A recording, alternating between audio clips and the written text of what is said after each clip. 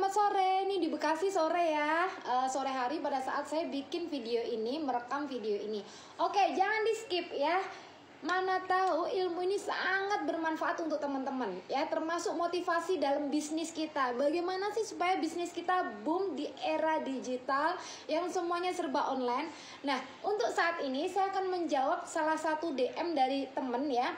Minta bagaimana Bu Erni cara jualan yang benar di Facebook. Nah, cara jualan benar yang di Facebook tanpa kita memakai iklan yang berbayar adalah caranya satu.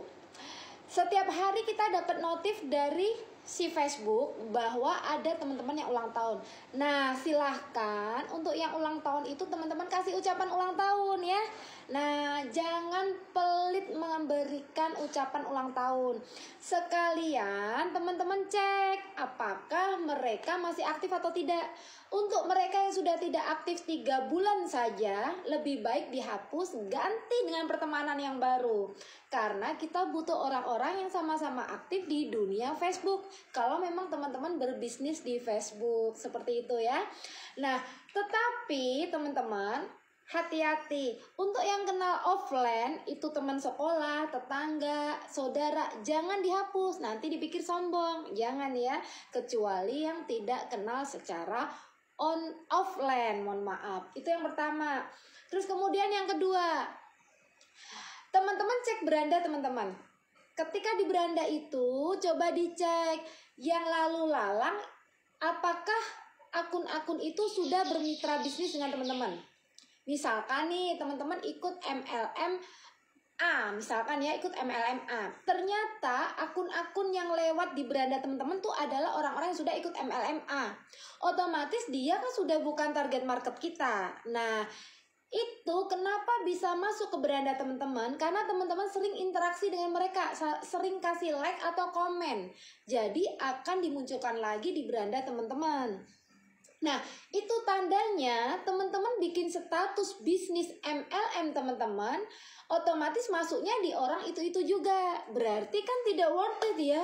Lah bagaimana dong supaya masuknya ke orang-orang yang belum ikut bisnis kita? Nah, caranya silahkan teman-teman setiap pagi ya cari orang-orang yang belum bisnis yang sama dengan teman-teman, di kontak Facebook teman-teman. Silahkan teman-teman kasih like dan komen kepada mereka ya, biar mereka ngeh kita kasih like dan komen tidak pada saat mereka ulang tahun. Caranya bagaimana?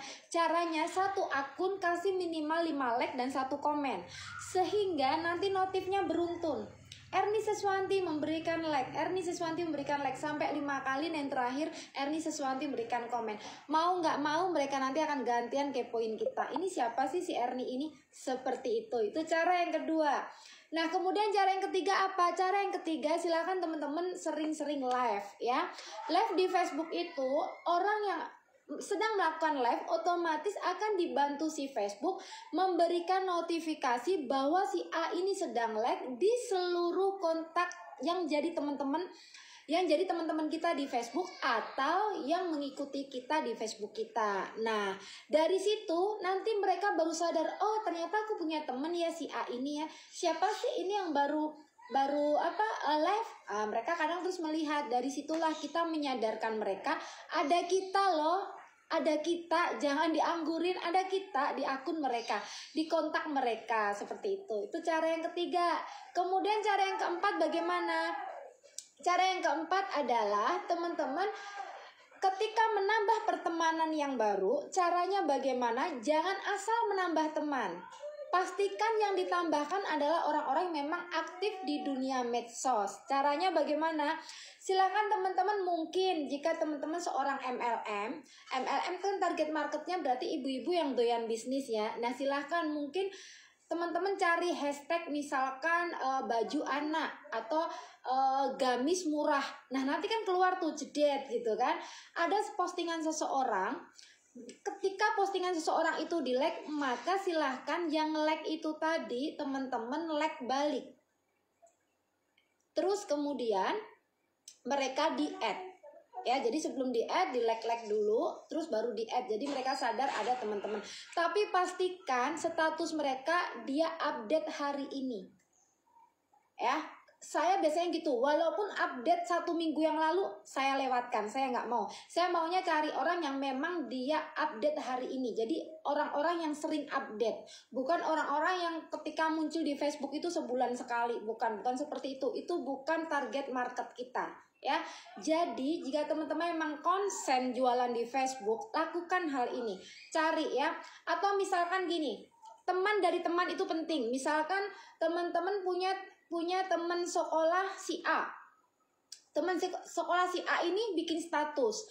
Nah, dia yang nge-like banyak. Nah, orang-orang yang nge-like itu tadi, tapi cari status yang terbaru ya, status teman kita atau tetangga kita atau saudara kita, itu status mereka yang terbaru. Nah, mereka yang nge-like itu teman-teman add jadi teman. Seperti itu cara cepatnya. Kalau teman-teman males ngecek satu-satu.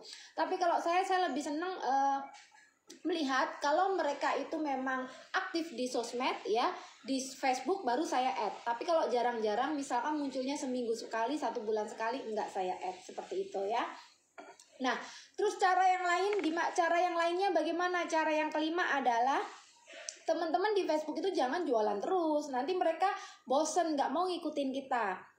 Nah, caranya gimana? Caranya teman-teman harus punya soft selling. Misalkan kayak saya jualan kecantikan, saya pakai tuh semprot-semprotannya atau apa, terus ada captionnya. Jadi itu jualan tapi secara tidak langsung. Biasanya kayak gitu malah mendatangkan banyak pembeli daripada kita caption yang bener-bener jualan, ya. Terus yang lain lagi gimana? Yang lain lagi jualan tadi secara soft selling, terus jualan secara storytelling. Storytelling tuh bagaimana? Ceritain. Misalkan kayak saya dulu berat badan sekian, alhamdulillah ketika saya rajin olahraga. Jadi pas olahraga tuh teman-teman bikin video, saya baru olahraga pagi nih, gini. Inilah yang membuat saya turun berat badan. Tentunya dibantu dengan saya minum obat ini, seperti itu. Itu disebut, itu termasuk storytelling. Itu bagus. Jadi membuat mereka lebih mau menyimak video kita atau lebih mau menyimak status kita, seperti itu. Kemungkinan untuk closingnya kemungkinan lebih tinggi. Nah, terus apalagi yang perlu kita lakukan di Facebook? Nah, yang perlu kita lakukan di Facebook adalah jika teman-teman itu bisnis MLM atau mungkin bisnis yang mempunyai banyak reseller, teman-teman perlu melakukan yaitu perbandingan 30:70%. Maksudnya bagaimana? Maksudnya 30% adalah kita bantu nge-up status orang-orang yang sudah menjadi teamwork kita. Ya, kalau MLM berarti member kita, kalau jualan konvensional berarti reseller kita. Teman-teman jangan klik jempol, bantu mereka untuk up, untuk naik status mereka. Itu cukup 30% aja dalam 1 hari. Nah, 70%-nya teman-teman membangun kolam baru, memberikan like dan komen untuk orang-orang yang belum bermitra bisnis dengan kita. Nah, kira-kira itu secuil ya cara bagaimana untuk menaikkan omset kita di Facebook. Nah, untuk teman-teman yang berminat untuk lebih lanjut tentang belajar di Facebook atau belajar di Instagram atau belajar Canva, CapCut, KineMaster, apapun itu, coba kepoin di bio link di atas saya ya. Di sana saya punya perusahaan digital, Mudah Digital ID. Nah, mungkin teman-teman ada yang masuk ke teman-teman ya, ada yang teman-teman butuhkan, harganya sangat murah ya, cuman sekitar 49.000 saja teman-teman sudah mendapatkan kelas lanjutan tentang digital marketing dan teman-teman bisa ngambil sesuai kebutuhan teman-teman ya. Oke, bye-bye semua. Saya doakan semua wanita yang punya bisnis ya, semoga semua bisnisnya dimudahkan, dilancarkan, diridhoi oleh Allah, yang punya utang piutang lunas, yang punya impian dan target segera terwujud. Yakin saja kita wanita hebat, kita wanita kuat, semua ketakutan akan kita hempaskan di bawah telapak kaki kita karena kita punya batin yang kuat. Semua target pasti bisa kita dapatkan, percaya saja. Bye-bye. Jangan lupa follow ya, like, comment, share, biar saya lebih bersemangat membuat video-video yang lain.